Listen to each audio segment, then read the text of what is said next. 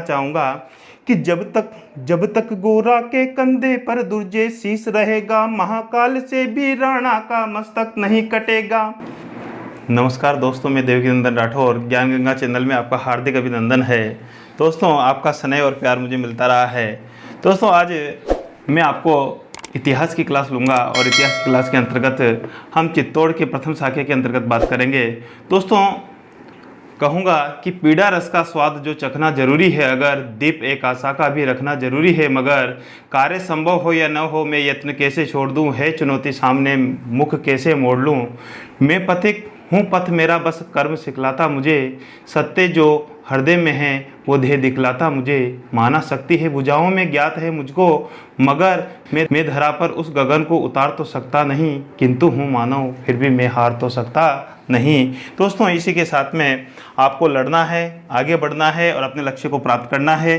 दोस्तों, लगे रहिए। और आज हम बात करते हैं मेवाड़ के एक शासक रावल रतन सिंह के बारे में। तो दोस्तों, हम चित्तौड़ के प्रथम शाखा के बारे में यहाँ पर बात करेंगे। तो दोस्तों, आइए देखिए मेवाड़ के शासक रावल रतन सिंह। दोस्तों, रावल रतन सिंह के बारे में यदि हम बात करें तो इनके बारे में, इनका जो शासनकाल रहा है 1301 से लेकर 1303 तक। दोस्तों, रावल रतन सिंह जो थे कि इनके पिता समर सिंह थे। दोस्तों, समर सिंह के बारे में जानकारी लेते हैं। तो समर सिंह जो थे, इनके बारे में बताया जाता है कि रणथंबोर का जो हमीर था, इस हमीर ने भी यहाँ पर आक्रमण किया था। दोस्तों, हमीर ने यहाँ पर समर सिंह के शासनकाल पर यहाँ पर आक्रमण किया था और मेवाड़ का कुछ हिस्सा जीत लिया था। दोस्तों, इसके बाद ही समर सिंह के शासनकाल के अंतर्गत यहाँ पर 1299 में अलाउद्दीन खिलजी की सेना यहाँ से गुजरी थी और उसका नेतृत्व उलुग खां, नुसरत खां कर रहे थे। दोस्तों, ऐसा कहते हैं कि जब उसकी अलाउद्दीन खिलजी की सेना गुजरात अभियान पर गई हुई थी तो उस समय यहाँ से मेवाड़ से इसने नहीं गुजरने दिया, और जब इसे नहीं गुजरने दिया और साथ ही उनसे उलुग खां और नुसरत खां जो सेनापति थे अलाउद्दीन खिलजी के, उनसे यहाँ पर टैक्स वसूल किया गया था। दोस्तों, इस प्रकार से यहाँ पर इस रणथंबोर के बाद चित्तौड़गढ़ के शाखे की यहाँ पर भूमिका तैयार होती है। तो दोस्तों, इसी प्रकार से देखिए 1299 की घटना आप यहाँ पर महत्वपूर्ण है, क्योंकि इस समय इससे अलाउद्दीन खिलजी को रणथंबोर, चित्तौड़ और जालौर तीनों जगह पर इसकी सेना को रोका गया था। दोस्तों, 1301 में रणथंबोर पर आक्रमण कर उसे विजित कर लिया गया, जो कि राजस्थान का प्रथम शाखा कहलाता है। इसके बाद में चित्तौड़ पर 1303 में यहाँ पर आक्रमण किया गया। तो उस समय यहाँ पर का जो शासक था रावल रतन सिंह था। तो इसका मुख्य उद्देश्य, मुख्य कारण जो रहा है दोस्तों, ये 1299 का रहा है। तो 1299 की घटना के बाद यहाँ का जो चित्तौड़ का प्रथम शाखा हुआ था वो उसकी भूमिका तैयार हो जाती है। दोस्तों, अब हम बात करते हैं रावल रतन सिंह के बारे में। तो ये तो रही समर सिंह के बाद। अब हम बात करते हैं रावल रतन सिंह। रावल रतन सिंह की एक पत्नी थी, इसका नाम था पद्मिनी। दोस्तों, ये पद्मिनी थी, ऐसा कहा जाता है इस सिंगल द्वीप का गंधर्व सेन की पुत्री थी, गंधर्व सेन की पुत्री बताई जाती है। दोस्तों, इस चीज का उल्लेख जो मिलता है वह मिलता है पद्मावत में। किसमें मिलता है दोस्तों? पद्मावत में। पद्मावत जो ग्रंथ लिखा गया था ये 1540 के अंतर्गत लिखा गया मलिक मोहम्मद जायसी के द्वारा। मलिक मोहम्मद जायसी, दोस्तों, मलिक मोहम्मद जायसी के द्वारा लिखा गया। दोस्तों, ऐसा कहते हैं कि इस समय यहाँ पर जो शासनकाल था वो शेरशाह सूरी का था। दोस्तों, ये क्वेश्चन पूछा हुआ है, किस तरीके से पूछा है? 2-3 तरीके से क्वेश्चन पूछा हुआ है कि पद्मावत की रचना किसने की? मलिक मोहम्मद जायसी ने। पद्मावत की रचना मलिक मोहम्मद जायसी ने कब की? 1540 में। किसके शासनकाल में की? तो शेरशाह सूरी के शासनकाल में। तो इस तरीके से यहाँ पर क्वेश्चन पूछे जा सकते हैं दोस्तों। इसके बाद में हम बात करते हैं कि इस पद्मावत के अनुसार यहाँ पर रावल रतन सिंह जो था, इसने पद्मिनी को प्राप्त करने के लिए एक घटना बताई गई है, वो उस घटना के बारे में मैं आपको बताना चाहूँगा दोस्तों। ऐसा कहते हैं कि इस पद्मावत के अनुसार इस पद्मिनी के पास एक तोता था जिसका नाम था हीरामन। दोस्त, इसी हीरामन तोते की विशेषता थी कि ये मनुष्य वाणी की तरह बोला करता था।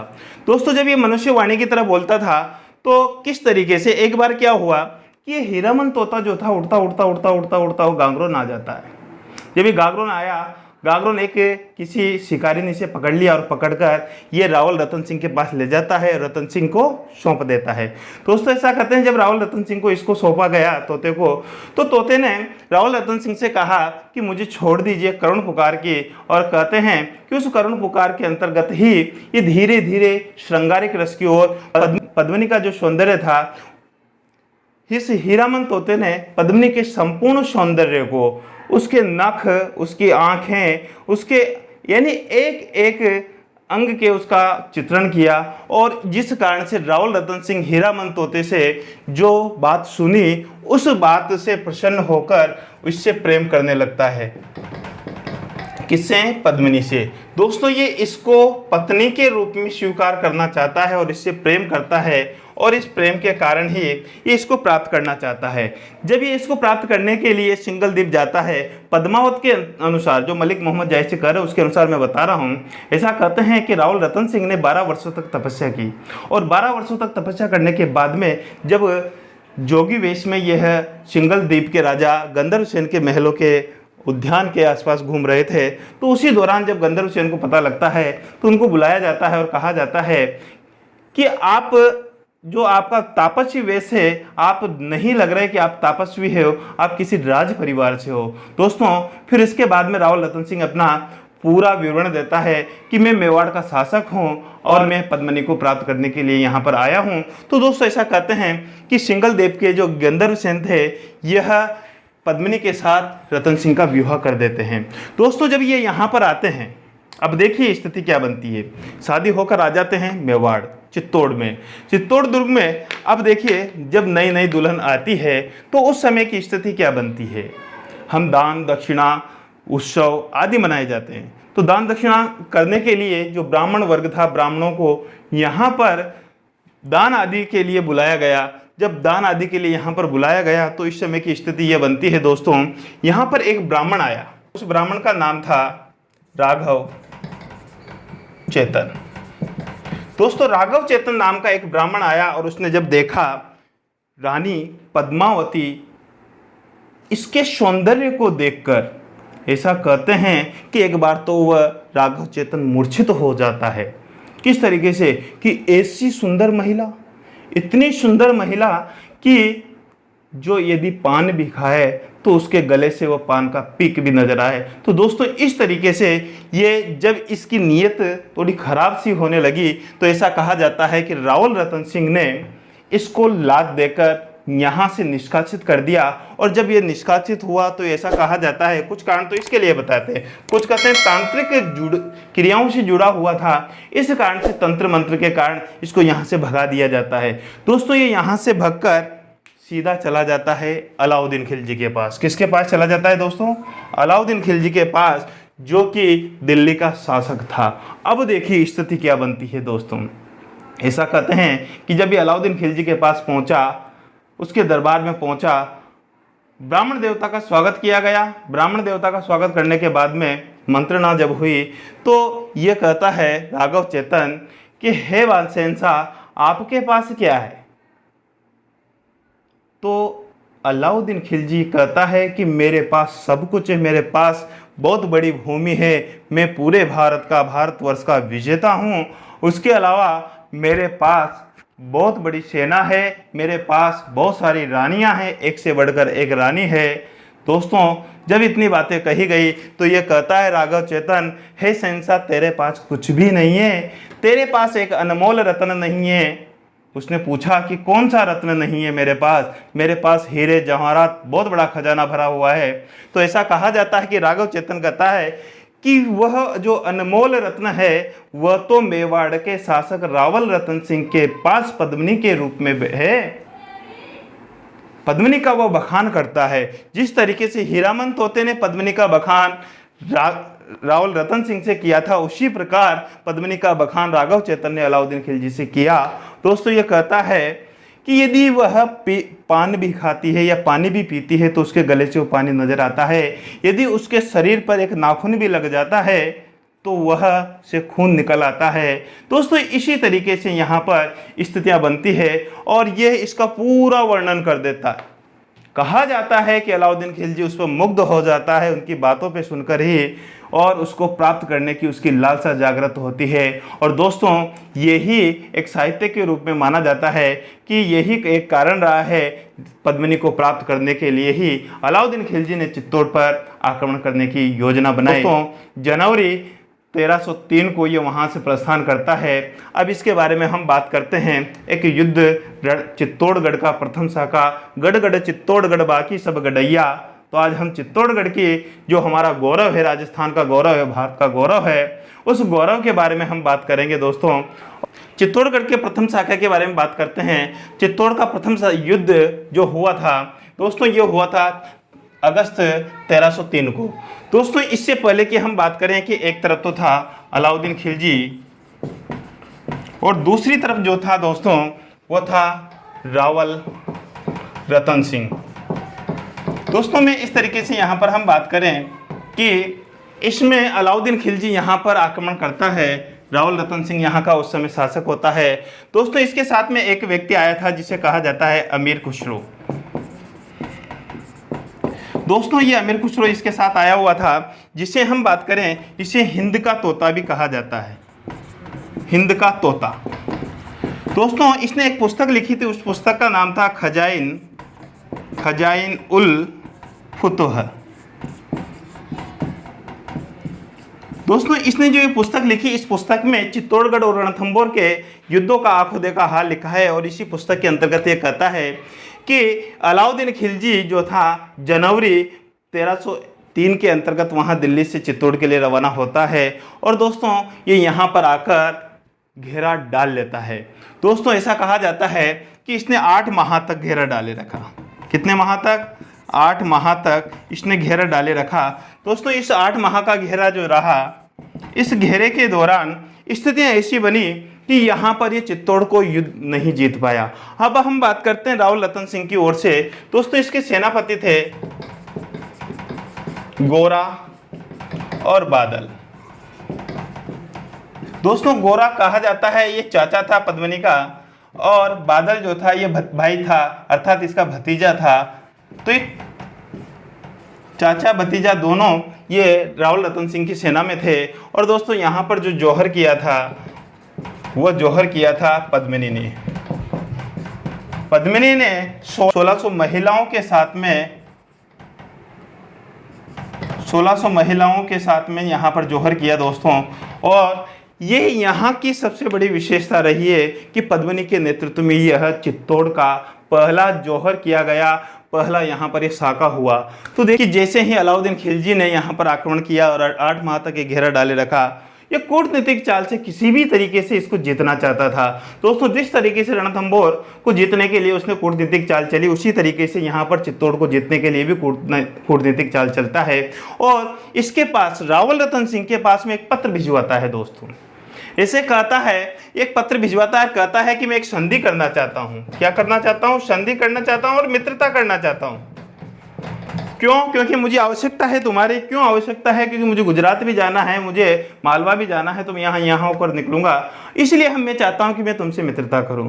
दोस्तों इसने भी, रावल रतन सिंह ने भी सोचा कि यदि ये मित्रता कर कर यहाँ से टल जाता है तो बहुत अच्छी बात है, क्योंकि हाड़ौती में एक कहावत है, राड़ से बाढ़ भली। तो इस तरीके से यहाँ पर ये इससे मित्रता के लिए, मित्रता की संधि के लिए तैयार हो जाता है। और कहा जाता है कि अलाउद्दीन खिलजी और रावल रतन सिंह एक जगह पर मिलते हैं, यानी किले के बाहर। किले की स्थिति, यानी देखिए चित्तौड़गढ़ का किला है, ये एक किला है और इसके ये इस तरीके से यहाँ पर तो बीच के मध्य के स्थान पर आकर मिलते हैं और संधि होती है। और संधि होने के बाद ऐसा कहा जाता है कि अलाउद्दीन खिलजी क्या चाहता था? क्या चाहता था? पद्मिनी को। किसे चाहता था? पद्मिनी को। तो इसने कहा रावल रतन सिंह से कि रावल रतन सिंह ऐसा कर, मैं पद्मिनी को एक बार देखना चाहता हूँ। रावल रतन सिंह, आप जानते हैं राजपूत क्या अपनी पत्नी का चेहरा किसे दिखा सकते हैं? नहीं।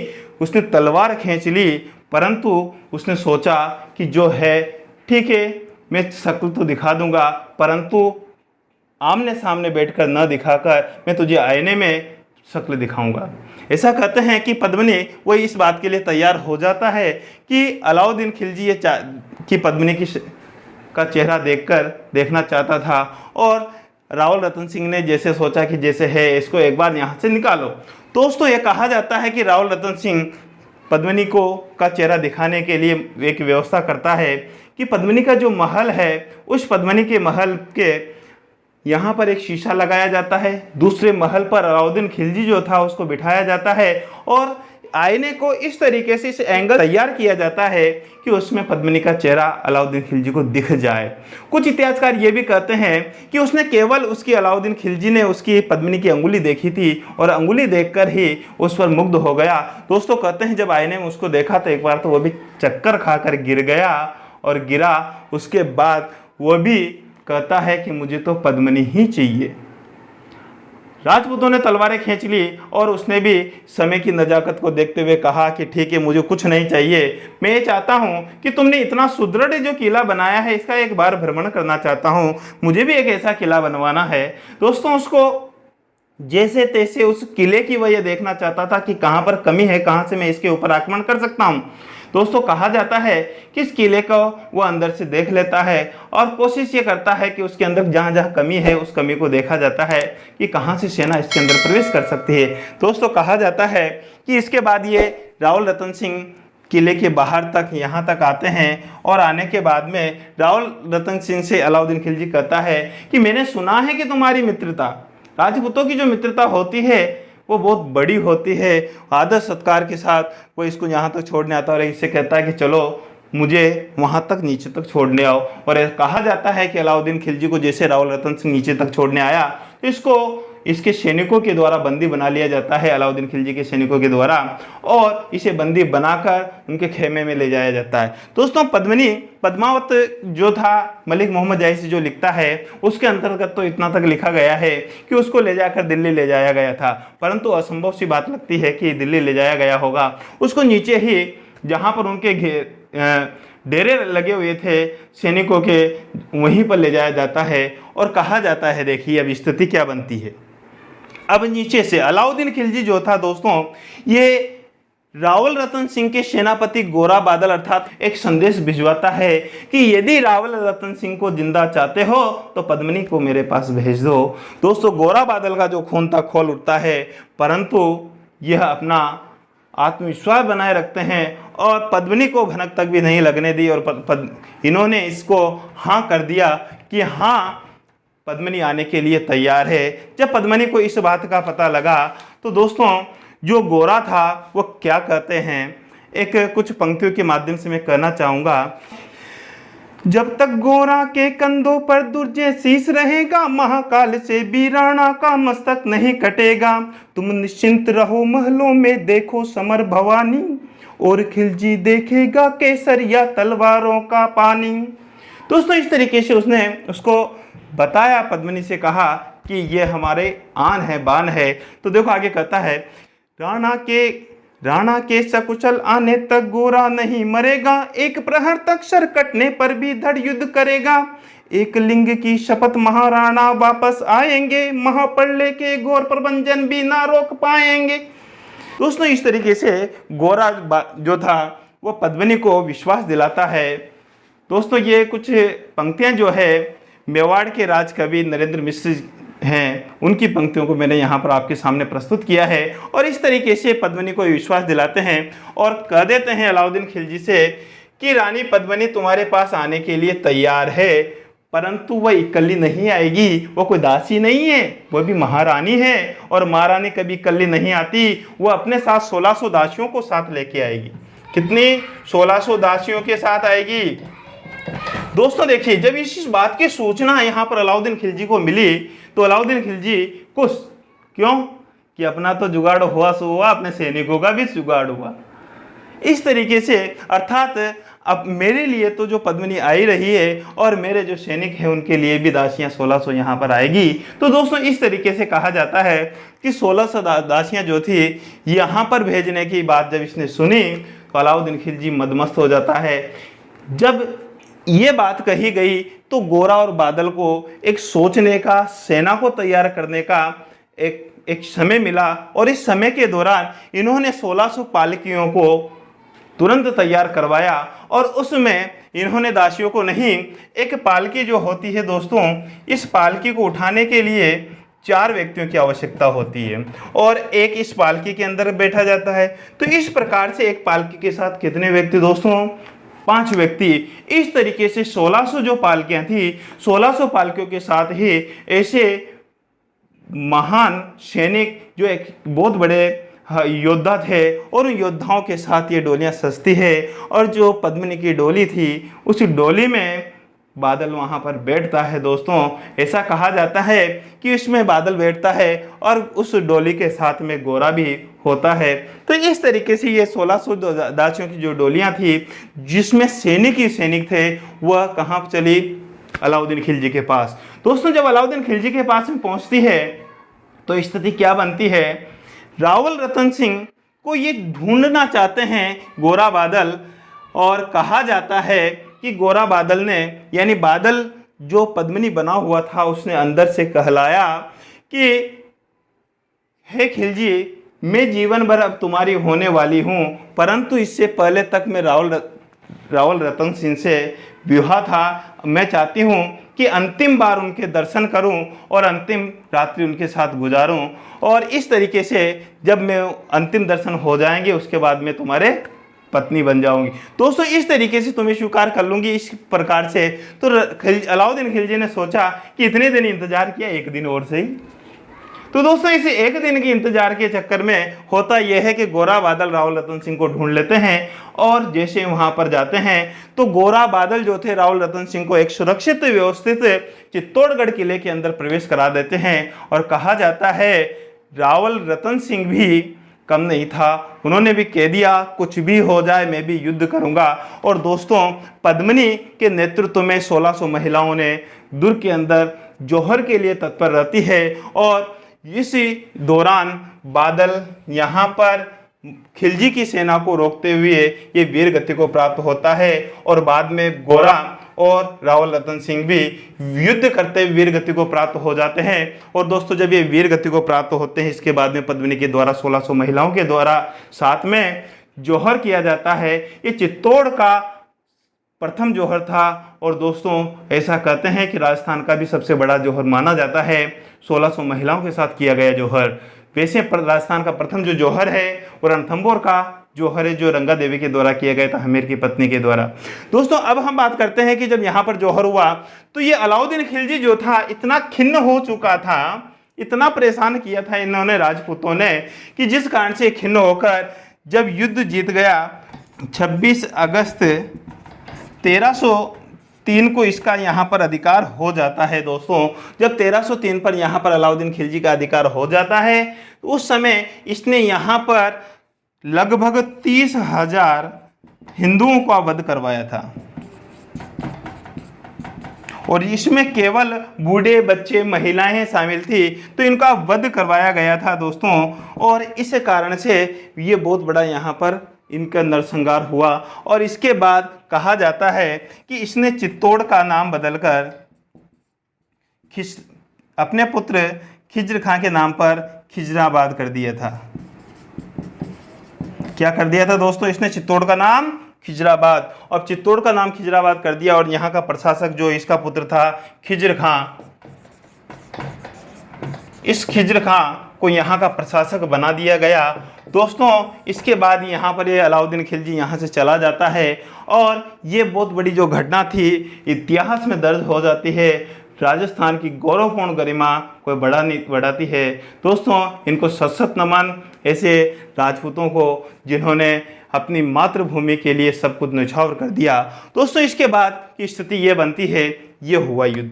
इसके बाद इसका जो परिणाम निकला वो परिणाम ये निकला कि चित्तौड़ का नाम खिजराबाद कर दिया गया। यहाँ का जो शासक था वो किसे घोषित कर दिया गया? खिज्र खां को, अर्थात यहाँ का प्रशासक बना दिया गया। इसके बाद यहाँ पर 1316 में अलाउद्दीन खिलजी की मृत्यु हो जाती है और मृत्यु के बाद में यहाँ से खिज्र खां चला जाता है दिल्ली, और दिल्ली जाने के बाद में इस खिज्र खां ने इसके स्थान पर जो मालदेव था, मालदेव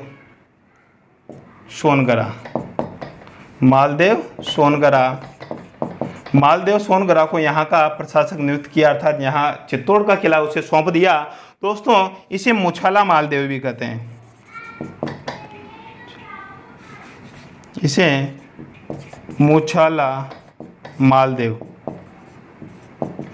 ऐसा कहते हैं। दोस्तों ये जालोर का था। जालोर में कानरदेव जो चौहान था दोस्तों, उसका ये भाई बताया जाता है और इसे मुछाला मालदेव के नाम से जाना जाता है। इसे यहाँ का किलेदार नियुक्त कर दिया, सूबेदार नियुक्त कर दिया। और दोस्तों ये रहा चित्तौड़ का जो साका था, चित्तौड़ का जो युद्ध हुआ, ये चित्तौड़गढ़ का प्रथम साका, राजस्थान का महान साका। दोस्तों गौरवपूर्ण इतिहास रहा है। दोस्तों अभी तक यदि आपने चैनल को सब्सक्राइब नहीं किया तो सब्सक्राइब कीजिए, लाइक कीजिए, शेयर कीजिए, अधिक से अधिक व्यक्तियों तक इसको पहुंचाइए। दोस्तों आगे अगले वीडियो में हम अगले नए टॉपिक के साथ में हम बात करेंगे। वहाँ तक सभी को नमस्कार, राम राम सा।